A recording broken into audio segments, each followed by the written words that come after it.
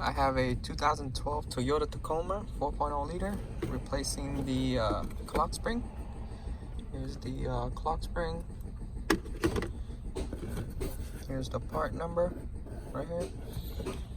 So before you start on it, take out the negative terminal on the battery.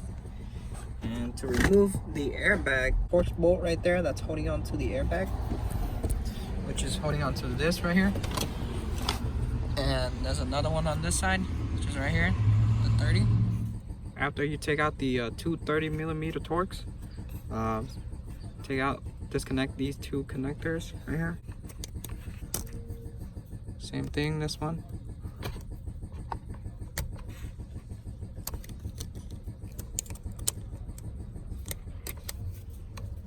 Okay, there you go.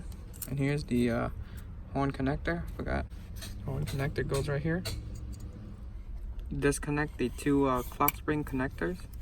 Press on the tap, press down, pull. For the steering wheel nut is a 19mm. I use whiteout to mark it on the stud and the nut, so that way when I put it back, I don't want to over tighten it. Now after I got the steering wheel nut out, I'm gonna mark it again on the steering wheel. So this way, when you put it back, you know your steering wheel is aligned straight. Now to pull the steering wheel out, I have to hit the steering right here a couple times, hit it all around, but had to hit it really hard, and then just have to yank both hands, yank it towards you. I had to remove before, but I'm just telling you, before you want to take this cover out, you have to take out the steering wheel first, and then you can get to the two bolts right here on the side. For the Clockspring connectors, press on the tab right here, pull on the tab right here, pull on it, pull back. So I'm gonna pull this down right here.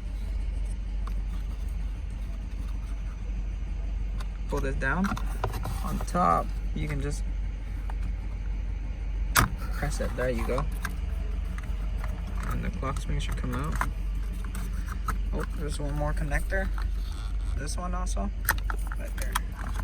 The new Clockspring doesn't have the steering angle sensor, so we have to take it out from the old one and swap it over, which is this one right here. I just used the flathead, pry all these tab out right here from locking the steering angle sensor, and I popped it right out like that.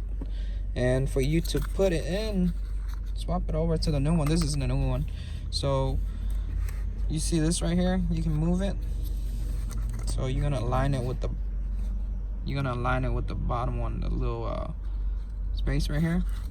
You're gonna align that right there, and just press it in like that, and it's locked.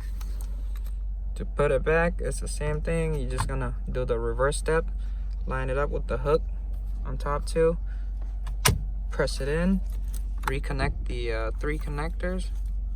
To put in the steering wheel, you're gonna break out this lock right here, right?